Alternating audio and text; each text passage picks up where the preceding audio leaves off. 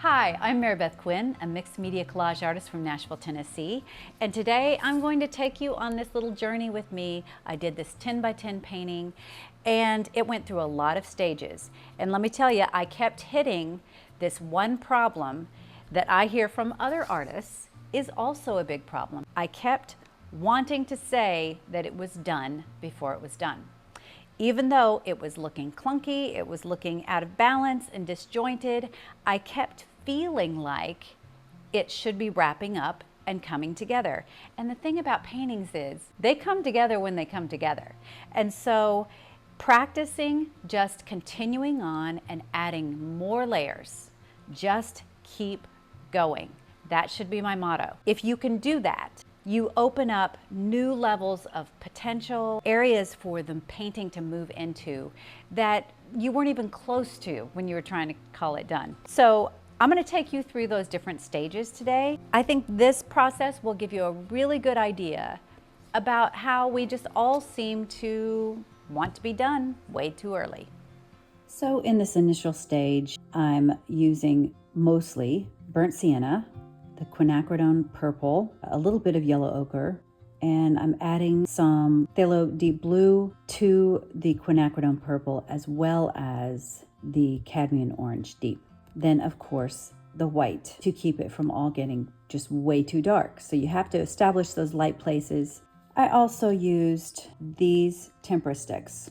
Those marks that I made with these tempera paint sticks probably won't show in the end. It's mainly just to give myself something like a suggestion for the composition of the piece.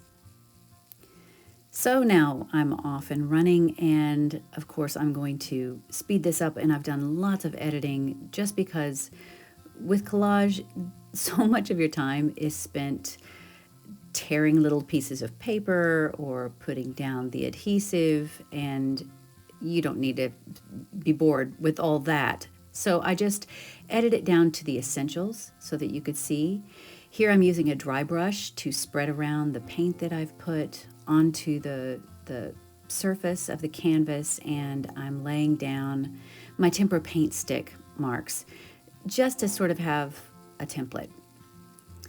So I'm starting out with some really pale pieces of paper that I've done a little bit of watercolor painting on. I'm being really fragile with it so the watercolor doesn't spread around too much. And I'm just laying down these initial layers onto the surface. I'm going to cover basically the whole surface with paper. And I really wanted to work with this darker paper this time. I'm really drawn to those dark papers. I usually like all of my paper to have some level of transparency, but I do love those dark areas.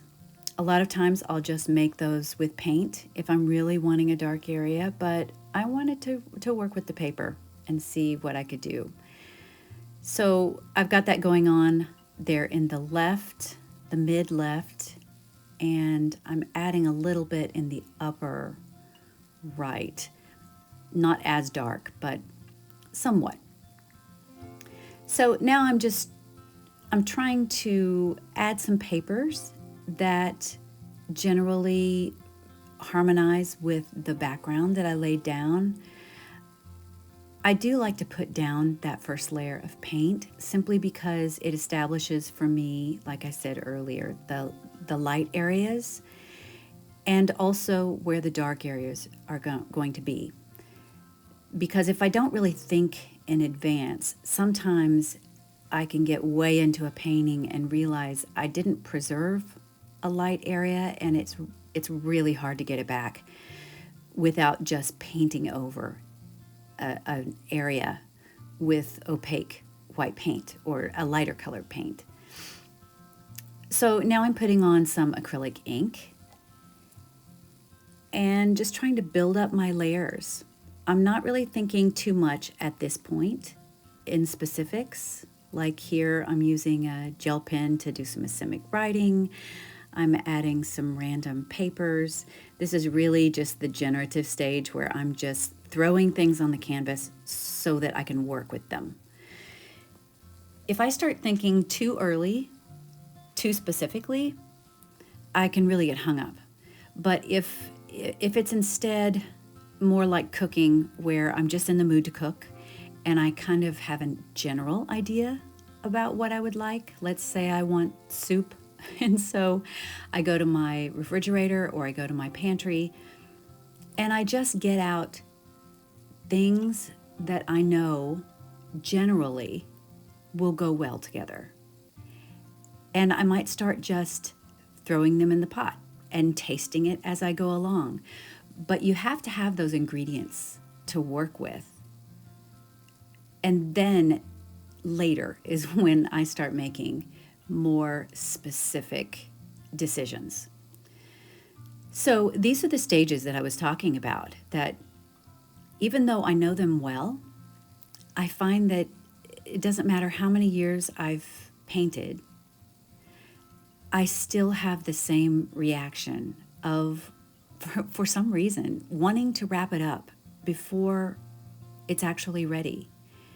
And actually before I'm ready. You know, I started doing this painting for a reason, and it's to have an experience. It's to have a creative experience. But yet there is this part of me that gets anxious about that. Don't know what that's about, and I don't really need to know. If it comes to light, that might be interesting to explore. But not knowing what it's about is not a problem. I can still work with it. I can still just acknowledge it and recognize it when it comes up, and say, see, it's happening again. Here I go again. I'm thinking that I should be much farther along in this than I am. So part of my creative work is just getting comfortable with that. So, in my attempt to figure out where I am at this point, I've just taken a picture of this painting as it is, and I'm just going to go to the saturation setting, and I'm going to pull it all the way back so I can see the movement better, just with the darks and the lights.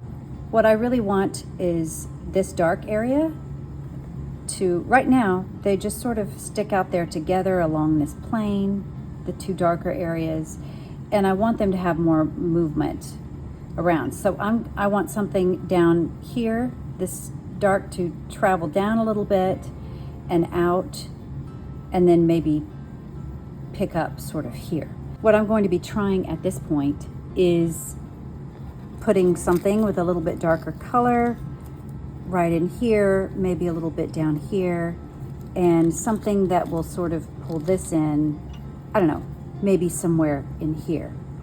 Pull this back a little bit so it's more of a lighter sort of resting place, possibly, and then we'll see how those fixes work. I've realized after several years of working with collage and layering it that the layers are crucial. It's what gives complexity to the painting. It's what gives it depth and interest, and takes it into something that can maybe be more sophisticated instead of looking sort of stark. So these layers are crucial, and I'll sort of go back and forth. Like, I start just throwing things onto the canvas. Everything looks very bright and definite and bold. And then I come to this stage where now I want to tone everything down. I want to bring it back. And someone might say, well, why don't you just start with things that are less bold? But it's not the same. You don't get the same look.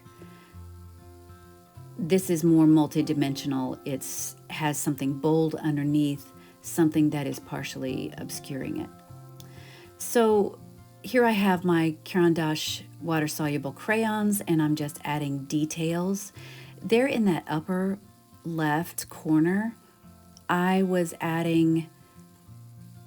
just running over the texture with that crayon to add some dark edges.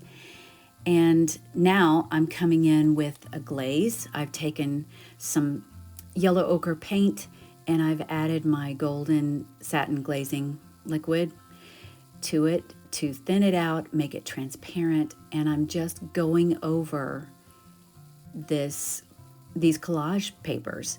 And it's really a lovely effect. It adds some ghost-like color to it. It softens the edges of the paper, makes it all a little bit more cohesive. And now I'm doing that with sort of a light lavender color. And then I've taken another picture and pulled all the saturation back to see my values again and look at how the darks are moving across the canvas, just to see if it's heading in the direction that I want. So I'm making some adjustments to what I saw there and moving the dark places into a more pleasing movement and formation. And now I'm obscuring them a little bit. So you see how I go back and forth between adding something bold and dark, and then I will tone it down and take another look at it. So this movement I'm much more happy with, and it gives me a place to really dig in. So now I've turned the painting around and I've done some glazing there in the bottom right. My camera wasn't turned on like I thought it was, but I have begun glazing, and now I'm just trying to obscure some things, leave something showing through, and really bring sort of that dreamy feel to it. I slowed down the camera right here so you could see really how I was using not just the glazing, but what I also chose to bring back with water. I've put water on my brush now, and I'm removing the glazing in just those areas, because what I'm trying to get away from is where each of these pieces are completely distinct. I don't want that. I want part of a flower to come forward and then part of it to recede maybe into a shadow and to be a little indefinite. So you get a good mix of things being specific and other things right next to it, maybe becoming less distinct. This to me is what I've decided I'm really interested in exploring with my work. Everyone is different, and I think you really have to search for what it is that you're interested in. It seems like it would be obvious, but I think it takes some exploration and some really just noticing what you respond to. I respond to things that are soft and maybe have a little ennui in them, and learning how to really display that with whatever your medium is, I think is so much of what the work is about. How do I say what I want to say with these pieces of paper and maybe some watercolor? It's a constant unveiling of what's possible. So here, I don't know that it's done, but I've put some satin varnish on it. Sorry for the glare, but I just wanted to see where I was. I think I'm close, but there's still some tweaks that I'm going to make on this piece. But overall, I'm happy with where the layers have gotten to. I stuck with it and kept layering, and I think it really is very, very close to what I was wanting to convey with this painting. But sticking with it can be hard. But if you'd like to learn more about this layering process with me, my latest class, The Layered Botanical, is all about that. I left the link in the description, as well as the link to my favorite art products, many of which I have used in this video. And I have a free webinar coming up talking all about our sensitive natures as creatives and how we can really learn how to have those sensitivities work for us and not against us. So that should be a lot of fun. And I will leave the link in the description. And as always, thank you for spending your precious time with me.